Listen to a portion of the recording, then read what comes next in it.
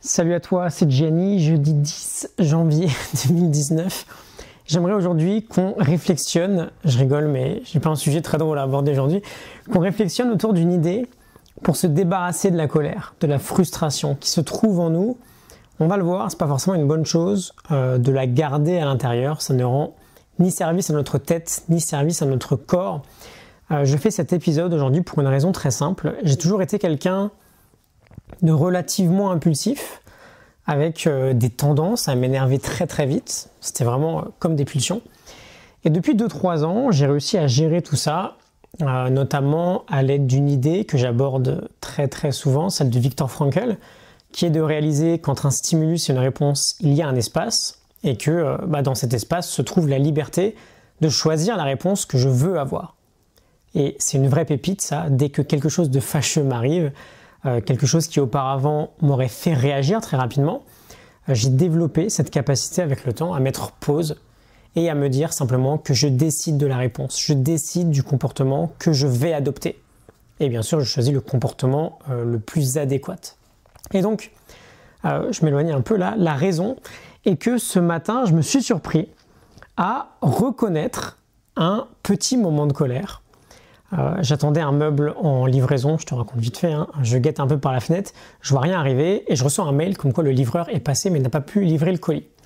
Donc, très grosse connerie, j'étais là, j'ai vu aucun camion passer, la société n'est pas joignable évidemment et ça m'a plutôt énervé.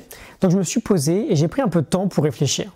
Ce qu'il se passe de fâcheux en général avec la colère et la frustration, c'est que ce sont des choses qui vont s'accumuler à l'intérieur de nous.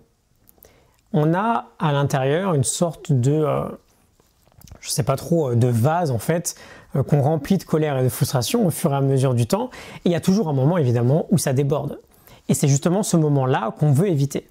Et j'ai remarqué que depuis que j'ai emménagé, là, il y a quelques jours, et surtout depuis que c'est encore complètement le bordel, je prends un peu moins de temps pour réfléchir sur certaines choses et notamment je prends un peu moins de temps pour écrire. C'est une erreur, c'est juste très temporaire, je sais que tout va vite revenir à la normale, mais j'ai pensé que c'était pas finalement anodin, cette histoire de colère et cette idée d'écrire un peu moins. Parce que tu le sais peut-être, j'en ai déjà parlé, ça fait presque 3 ans que j'ai découvert le journaling.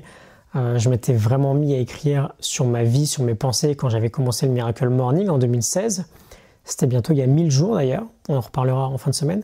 Et les bénéfices du journaling, en tout cas sur moi, sont incroyables. C'est un super moyen de se vider l'esprit et d'avoir plus de clarté dans ses pensées et ses réflexions. Mais donc je disais, on accumule avec le temps de la colère, de la frustration, et donc justement le journaling, écrire là-dessus, écrire sur cette colère, c'est un excellent moyen de, petit à petit en fait, faire sortir de l'eau de notre vase de colère. Et c'est l'idée que j'aimerais te partager aujourd'hui. D'autant plus en début d'année, quand on veut reprendre un nouveau départ, quelle que soit ta situation actuelle, ça peut être une excellente idée de prendre un carnet, un stylo, et d'écrire les choses qui te frustrent, ou qui t'ont frustré récemment. Les choses qui se sont mal passées, les gens qui t'ont blessé, les erreurs que tu as faites qui t'ont dérangé. Marc Aurèle nous dit, dans ses méditations, j'ai une morning note là-dessus, si tu veux aller voir, je cite, « La colère et la peine que nous éprouvons excitent en nous un trouble bien plus fâcheux que ne le sont en elles-mêmes les causes de notre chagrin. » Fin de citation. Mais donc voilà, tout ça, ça s'accumule. Et ça crée un cocktail bien plus dangereux que nos pensées en elles-mêmes. Et c'est d'ailleurs une pratique très stoïcienne d'écrire dans un journal ce qu'on a dans la tête.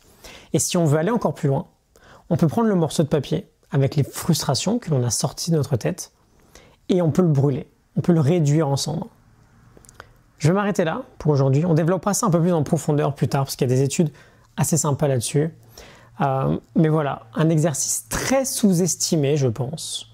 J'aimerais bien que tu sois sceptique là-dessus et que tu le fasses et la semaine prochaine, tu me dises ce que tu en as pensé. Écris toutes tes frustrations des derniers mois.